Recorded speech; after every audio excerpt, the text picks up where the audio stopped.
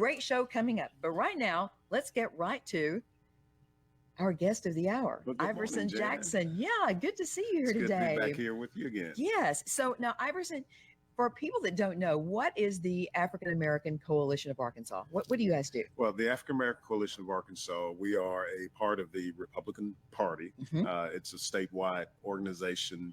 And, how big is it? How many members? Probably now haven't counted, maybe 50 members thereabout, and growing. Well, I'm going to join. I've got to join. I got to get to. You don't have to be an African American to be a member of the. Okay, all right. Our numbers are probably about even, or we may have more people that look like you than look like me. Okay, all right. But the thing is that we work for. It's not just like just a women's group, but anyone that's a part of any other part of the Republican Party can be a member of the African American Coalition. So we're working, and the name really speaks more to our mission than what we actually look like, because our one of our primary goals is to reach out to African Americans in that community to let them know what the Republican Party is all about. Because as we all know, most people who look like me have been lied to about what the Republican Party is about. So reaching out, doing education and some other things to help bring the truth of what the Republican Party is, and to shine a light on some of the other things that are going on.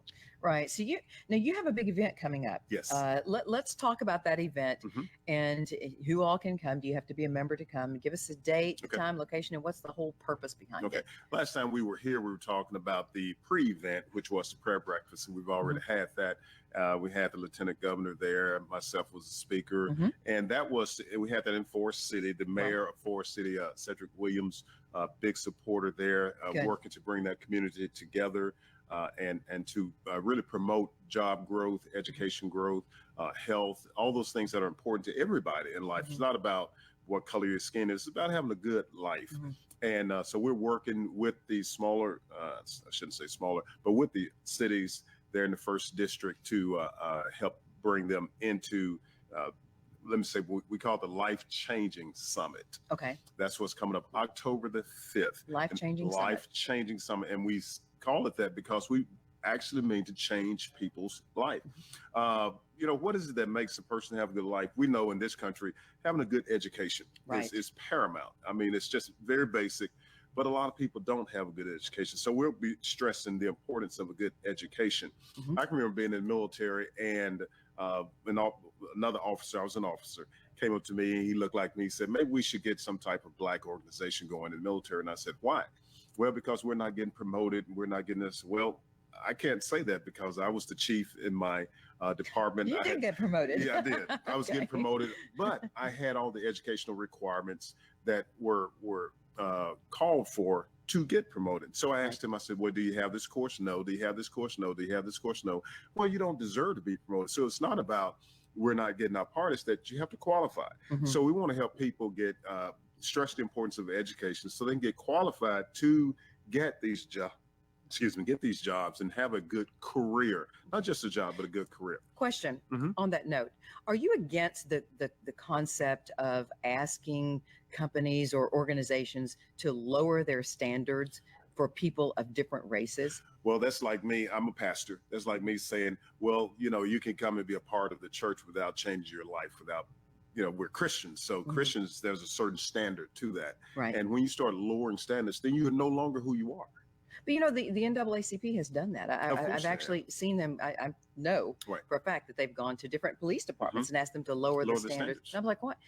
What? Well, you're not helping anyone when you do that. No. Our job should always be to lift people up. Right. Now, if that means that we come down the ladder to do whatever we need to do to give them a boost, that's fine. But to lower the standards is not acceptable. You can't do that because where do you stop? Right. But I don't see how anybody of any specific race can say that the opportunities are not there in America, because we've had a Black president. If you cannot make it in America, where can you make it? Look at Dr. Ben Carson, where he is. I mean, there was a guy who definitely had a rough life, single mother trying to support those children. And so it's all about your drive to succeed. And there's opportunity. This is the land of opportunity. Speaking of opportunity, let's talk about President Trump. Yes. And do you think that more African Americans are going to vote for him this time than last time? Absolutely. That, Because of course, why? the news is not reporting that, Right. because things are better. Better, more Things jobs, are better, more better jobs, economy. better economy. And when people, let's say like this, when a man can feed his family, everything else seems better. Right. And so when you have a job, when it gives you dignity, it gives you pride. Your wife looks at you and she smiles instead of saying, why are you looking at me? Right. And your kids love you more. Yeah. All those things. So all those things are happening now.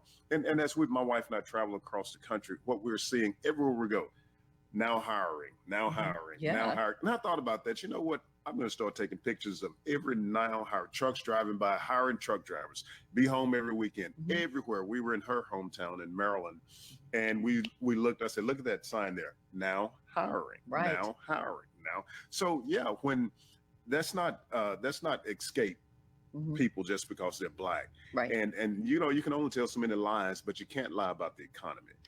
How do you get through to people who are just determined to stick with the narrative that if you're a Black person, you have to vote Democrat because the Democrat Party protects us and takes care of us? How do you break through that barrier and say, start looking at facts instead of, well, you do just that. You do just that, Jan. You say, okay, why? What do you mean? If someone say to me, Trump is this, Trump's that. So what do you mean by that? You cause people to put facts to your rhetoric. You can't just allow people to just spew. And someone says, well, Trump is this. I said, well, what do you mean by that? Make them prove it, because I have facts. I can prove whatever I say to you, I can substantiate it. Sure. So I don't have to just spout out a bunch of stuff. I can say this is true because, and here are the facts.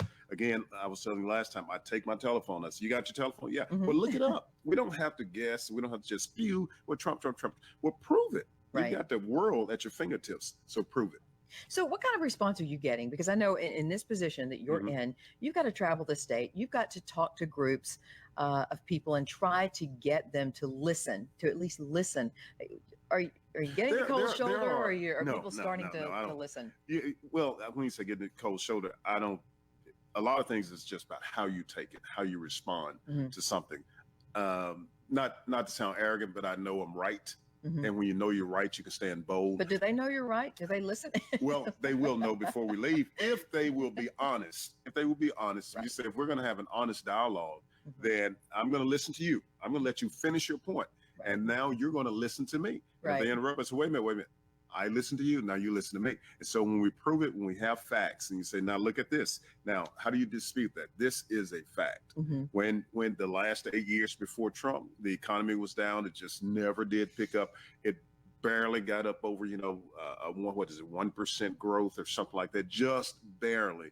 You cannot argue with the numbers. You can stick to your talking points, but you can't argue with the numbers. And so you just show numbers. You show the proof. And guys, now a lot of Black men I talk to, they like Trump. Men like strength. There was a student in a class, one of my pistol classes recently, Black gentleman. He then turned around and signed up his parents for my class. Okay. But he told me, he said, don't say anything about Trump because they like Hillary and they're Democrats. And well, of course I teased him all day about it, but it's exactly what I did. But they had a great attitude about it. Well, thank you. Yes. The last time you were here, you were not as trained as you are now. Best training I've ever received. I've trained this guy. Yes, he can protect himself with a gun. Yes. Although I think you probably could before. I mean, you were in the military, you're in the Army, 25 years. 25 years. Yes. Thank you for your service. Yes, thank you. Yeah. So let's get back to this summit because it sounds like a great event. It is. Tell us where it's going to be. What does it cost? Do you have to pre-register? Okay. How can people find out more about it? Okay. The summit is going to be held in Forest City at the Civic Center, October the 5th from 9 in the morning to about 2 o'clock, 2:30 in the afternoon. Again, it's going to cover we're going to be talking about health. We have some healthcare professionals there. We're going to be talking about home ownership. In each area, we have professionals there. Is there a cost to attend? There's a cost to attend. I think it's $5 for students, $10 for adults. Okay. But there are scholarships available.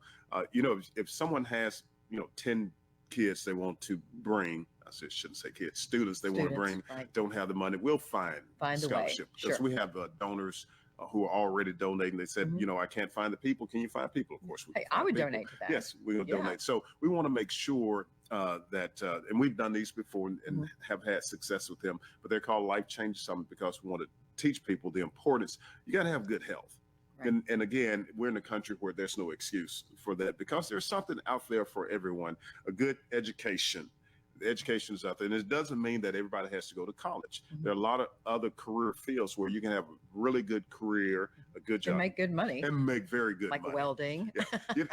Yes. I talked to a welder just a few weeks ago, and he was saying, he said, I got more business than I can handle. He can handle? Yeah. You have to open up another franchise somewhere. I can remember when I was teaching at the universities through the ROTC department, well, the guys that were in the military, most of us made more than the professors. Yes. With the exception of maybe the science. We need people in all areas of work. In all areas of work. And everybody don't need to go to college. That's just not their thing. But you can make a lot of money doing those other things. So home ownership is big because we know wherever you have lots of home ownership, crime is lower. Families, you have more families that stay intact when you own your home versus renting. Neighborhoods that have more renters usually have more problems because owning a home, as I know it gives you pride. It gives you own a piece of the American dream, right? To own a home. This is something that belongs to you. And so you're going to work to take care of that. You're going to keep your yard clean, keep your grass. So we want to talk about home ownership. Not as difficult as some people think. Some people have just given up own the home because they've not been shown the proper way to do it. And how can people get in touch with you, or how can people get signed up for this summit? They can sign up by calling 501-438-5878, or they can email me, Iverson Jackson at att.net. Great. Now we're going to take a break. Okay. But when we come back, Iverson, I'm going to ask you some tough questions. Like, is Trump a racist? Oh. Fact versus fiction. Yeah. Why do most elites hate Trump? We're gonna ask you some of those toughies and others right after this break. So stay with us. And when we come back, folks, we've also, don't forget, second half of the show, we've got some amazing guests as well. We've got Mrs. Arkansas. We've got the sheriff now that's standing up and taking a national stand against red flag law, all kinds of good stuff. So stay with us.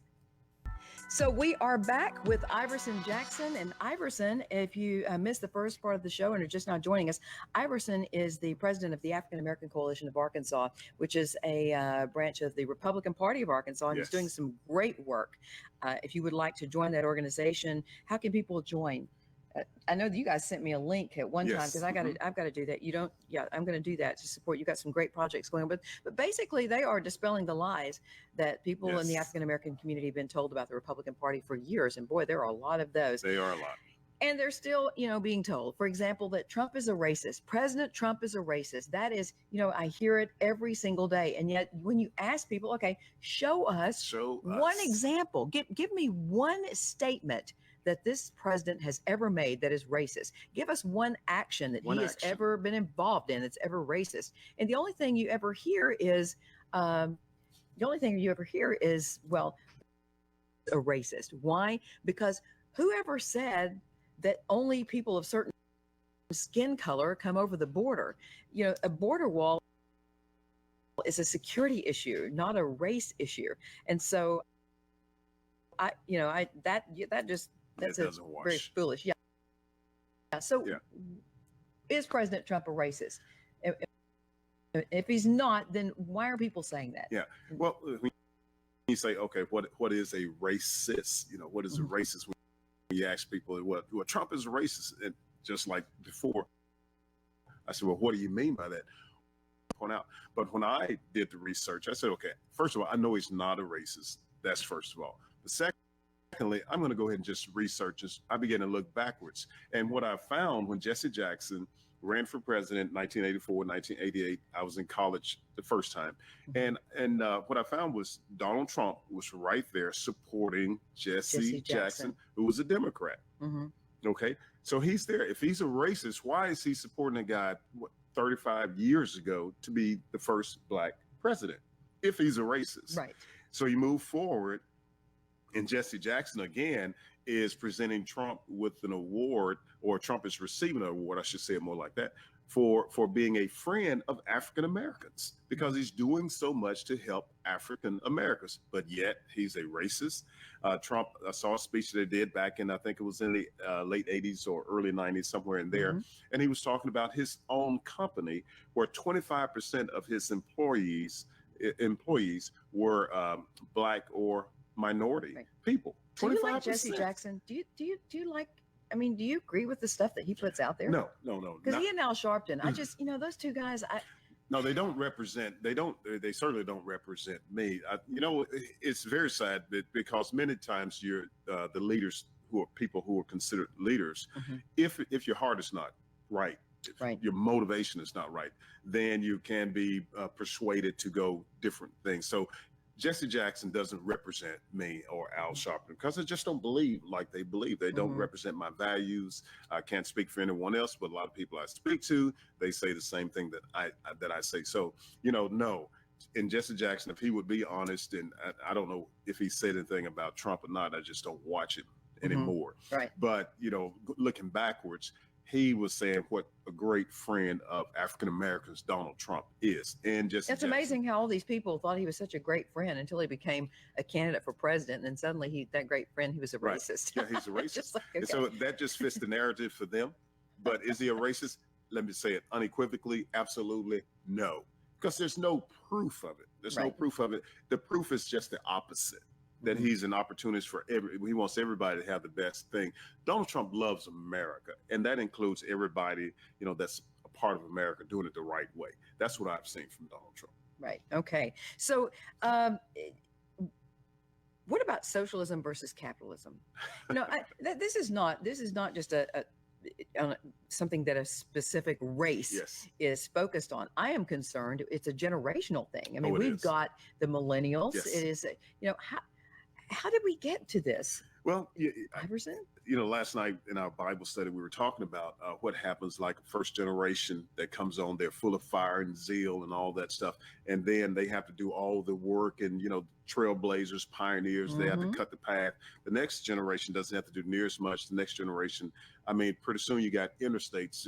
You're not like the guys that had to go over the mountains. You got interstates, then you got airplanes. So you don't have to do near as much. Then we tend to not appreciate what's been done because you didn't see the struggle. So we have a generation today that has everything laid out for them. It's given to them. You have children, I have children. We like, really? Come on, guys, pick it up. And so when you don't have that same level of struggle, you usually don't have the same level of appreciation for something. And our kids, we've been giving and giving and giving and giving and giving them because, we say to, if you love me, give me this. And so these children, or I shouldn't say children again, this generation, they have not had to struggle, fight for, so they don't have the same level of appreciation. And they think they should be just given everything. Entitlement, we call it. The scary thing is, there was a time in America when if you had socialist leanings, you hid it. Yes. You stayed in the closet with it. Yes. Now they proudly come out and pronounce, I am a socialist. I mean, you look at Ocasio-Cortez, look at Bernie Sanders. Well, it's just ignorance going to seed, as we said, because they don't understand what socialism is. And they don't understand what we came from. Where we came from. They have, and if you don't know history, if you don't know world history, you're doomed to repeat the mistakes of history. Yes, you are. And that is very frightening to me. The fact that Bernie Sanders got as many votes as he did the last time, and that Ocasio, I sat there and listened to AOC the other day say that I don't mean that we have to end cows. That was actually a statement she made. And I thought, Iverson, if our founding fathers were alive today and they watched, you probably saw that little blurb that they put on national TV last night of Ocasio making this live feed. And that was just one of many bizarre statements she made. Yeah. But if our founding fathers could see that and say, this is a person that's a member of U.S. Congress, what would they say today? Well, I think they just about lose their mind. I would be embarrassed if someone from Arkansas, if we had a congressperson from Arkansas who spoke like that. It was like, she's representing me. I would really be embarrassed. Right. So, I would say to the people in her district, you got to do something about her. Right. Okay. Because she's representing them. Yeah. Well, we are about to hit a hard break, so I'm going to have to give a quick wrap. But Iverson, it has been so much fun having you on the Yes. set with us. If we get a chance before you leave, we will. I do want to talk about the Israel trip. You've got Yes. a trip Hmm. that people can participate in. So we're going to do that. Got to go to a break. We'll be right back.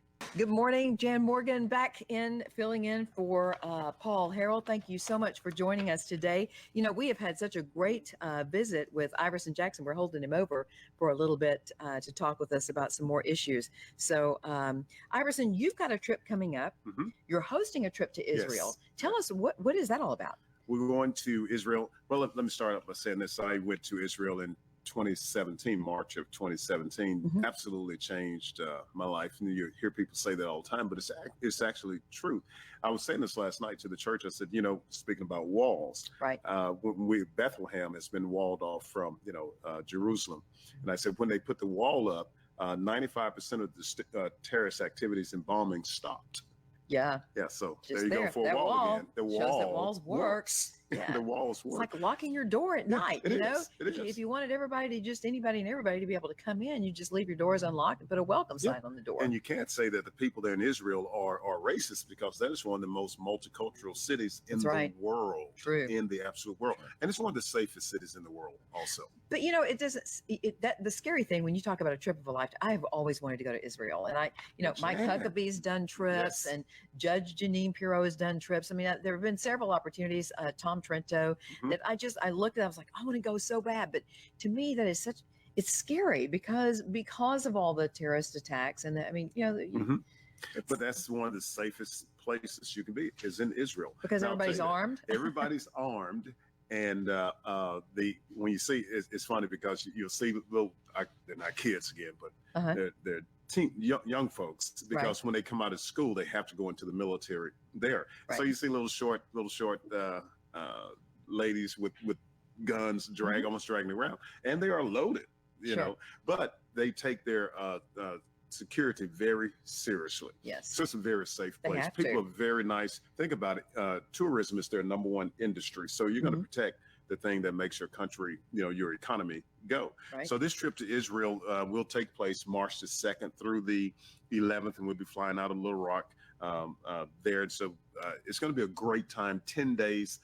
Everything is all inclusive. The only thing you have to pay for is your tips once you pay for your fare to get there. It's going to be a great time. We're going to all those different places. Every day we have a schedule that shows you where you go, what you do. And for pastors, congregations, send your pastor. He'll come back a new man, and he's going to love it. The fruits there are unreal. When you read about it in the Old Testament, where they brought back the grapes that were the size of grapefruits, you really see that. You walk out your door and there are fruits just lying on the ground because of fruit trees everywhere. Yeah. 12 million Why can't we grow trees. fruit like that here? Well, you know what? The blessing of the Lord is truly on that place. And, if you want to look at that trip, you can go to, let's see, where's our information? Registration. Yeah. Online. Online. Discovery Tours. Go to Discovery Tours. That number is 817-595-2700. And it's DiscoveryWorldwideMinistries.com. And they'll have an icon there with our picture on it. Iverson, Mary Jackson. We got to talk about the cost, because that's the first thing everybody wants to know. What is it going to cost? Yes. From Little Rock, if you're flying out of Little Rock, it's $4,999, $5,000, even. Does that include everything? Everything. Includes everything. All your meals. All your meals. Okay. All your meals, everything but tips. If you want to leave tips. Ground costs. Hotels, there. Flights. Yes. Everything. That's all encompassing. It's all 5 stars. It's all first class. Wow. Everything is first class. I might have to do this with Iverson. I just might have to. Okay. Yes. So great. So it's $499. Yeah. From Little Rock. Ground costs, meaning if you pay for your own flight over there, it's $3,034. Some people have special deals, and they can get with better airlines. Flight deals. They can get better flight over there. So that's it. And it's a great, again, 10 days from beginning to end, going to see all the places that you see in the scripture, places where Jesus walked. And the biggest thing, Jan, is your tour guide. That makes all the difference in the world. These are not people that have just been over there one time and now they're going to take you. Now, we're the host, but we'll have a professional tour guide. These people have to go to college. They get degrees in this, just like we get degrees. And I have a business degree, same thing. So and anybody can go. You don't have to be a pastor. Don't have to be a pastor. Anybody can go. Yeah. So do you already have some people signed up, or is this just you just started organizing? We've had this going. I haven't checked the numbers lately, but what is are you going to set a limit on the number of people that can go? Well, we can always expand. Okay. We can always expand. Right now we have like one tour bus lined up, but we can always expand. Okay. And you're going to get to visit a lot of the primary sites. Where are we going to go? Okay. Day one, and this is like day by day. Okay. We'll there's a whole brochure. Yeah, Let me just kind of show this. So when you sign up, check this out. You'll get to this brochure, and it has a long list of all the things you get to see and do. Okay. And so for those of you listening out in Radio Land, give us a couple of the highlights and places where people get to hear. We'll go to the Sea of Galilee. That's going to be a great time there, because you can actually you see the waters, and we'll have a meal right there at the Sea of Galilee. So many things took place on the Sea of Galilee. Jesus walking on the water. You look across from one side to the other, you can see where the hogs ran into the ocean and drowned. It calls ocean, but into the Sea of Galilee. We'll go to Caesarea Philippi, Caesarea, where Jesus was talking to him. He says, who do men say that I am? And then he talked about the gates of hell. We'll actually see those gates of hell. Those gates, okay. What was called the gates, and still is called the Gates of Hell. It was a place where they always kept a fire going there, and people would come and throw their babies in the fire as an offering to the gods there. Now, we cringe when we say that, but are not we doing the same thing today with abortions? This is true. Yeah. So we're just clean it up and sterilize it, and don't call it, religious. But it's the same thing. Speaking of abortion, I have to share this real quickly, because I heard this last night. There was a guy that was talking about the whole abortion issue, and he raised, and of course it became a huge controversy, but he said, look, if women say that they're going to have a right to have an abortion, then I, as the father of that child, I have a right to abandon the baby financially. Wow. Yeah, he said, so you can't support both women. He said, ladies, if you believe that a woman has a right to choose, then as a man, I have a right to choose to abandon. I mean, what's worse? You're talking about murdering a baby. I'm talking about abandoning it. Yeah. So it ends up being the same thing, doesn't it? It is. Wow. But I thought, boy, that is pretty profound. Yeah, and of course, he got a lot of backlash. Yeah, of course, always. But you just have to stand up for it. One of the other things, we'll see the old city of David. Now when we were there, they were really just getting going, excavating that. So everything that's in the scripture becomes alive, because they were saying, oh, that city never did exist. Some people were saying that, but then they begin to find artifacts as they are digging and excavating and finding more and more. So we got a chance to visit that. Masada was one of the things that I really enjoyed going to. Masada was the last holdout before the Romans were able to completely conquer the Jewish people. Herod the Great built that city up on a big mountain. It took the Romans several years to build a platform to actually get in there. Right. But some of even this is exciting here. They found some of the old pottery that contained some of the old figs. Really? And yes, the scientists are. I mean, the Jewish people are just awesome people, and their science are rejuvenating some of those seeds. And so we'll be able to pretty soon, if they haven't already, again, that's been 2 years, to grow trees from the seeds that were around when Jesus walked the earth. So that's going to be pretty powerful. Masada was just great. And then, of course, the garden tomb, seeing the garden tomb where Jesus was, and the birthplace of Jesus, and all those places like that, where Jesus walked, where the temple was at. We'll go to the Wailing Wall. So all those things there, everything that you read about, that there's significant places, Mount Carmel, where the showdown was with Elijah and the prophets of Baal, where he cut off their heads. We'll go there. Be opportunities to go to a lot of different tour shops and so forth like that. And so it's great. It's just great. We went to the Nesseret. We went there to that building where their council meets. Right. We went there. So just a great Sounds like trip. an amazing time. So what is the deadline for people to pre-register or whatever for this trip? They'd have it done by December. By December. By December. So there goes your Christmas money. There goes your Christmas shopping money. Just there you go. You say, I want a trip to Israel. Just and it really is a trip of a lifetime. Treat yourself. Our kids are grown now, so it's a good trip for us. How many times have you been? To just that one time. To Israel, just the one. Just the one time. So you're going back. So it must have been phenomenal. It was absolutely phenomenal. Yeah. I hear from people that have gone to Israel, that it does change your life to actually go and see firsthand, not look in a book, but there you go. To see firsthand, what is this?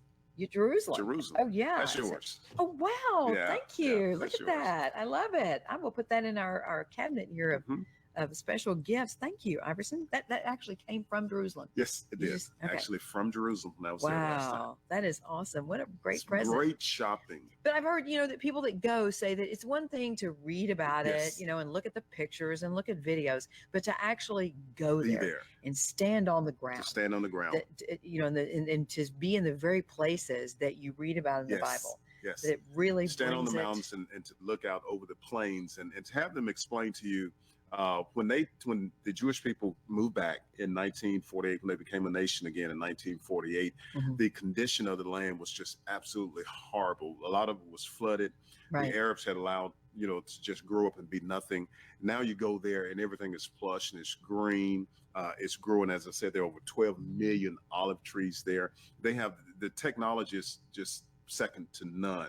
So when you go there and when you see it's really quite striking. You see the places where the Jewish people live, then you see where the Arab people live. And you see the blessing of the Lord is on the Jewish people because their communities are very different than the Arab people. Right. And it's funny because, the Arabs are always fighting with the Jewish people, but they buy 90% of their food from the Jewish people because they can't grow anything.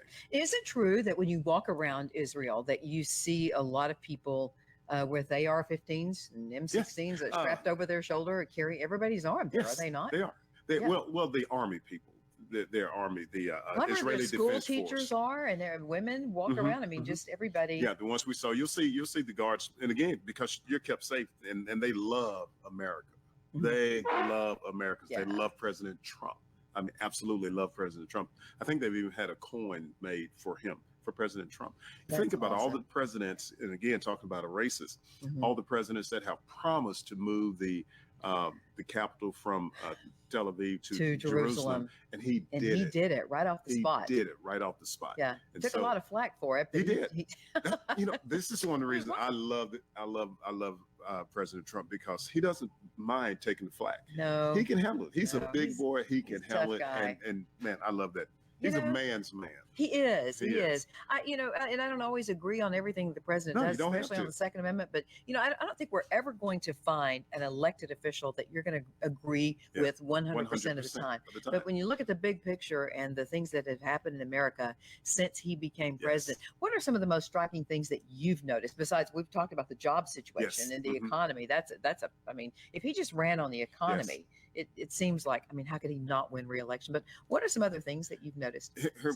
Before in 2016, after he secured the nomination, I went to New York. I got an invitation to go to New York to a lot of ministers did. There were about 900 there. So I didn't sit down with him like you and I are sitting here. Right. But I got to be in the audience and where some of the guys, national known ministers, were asking him questions. He didn't have any handlers. That was the first thing I said is he's going to have handlers. He had no handlers. No handlers. He was just sitting there. He didn't even have notes. Right. This is true. He sat there and they asked him questions and he answered the questions. I was looking for two things. My former pastor was at that meeting. Okay. And he left impressed. Yes, I did too. So I was going to vote for him, but I was voting against Hillary.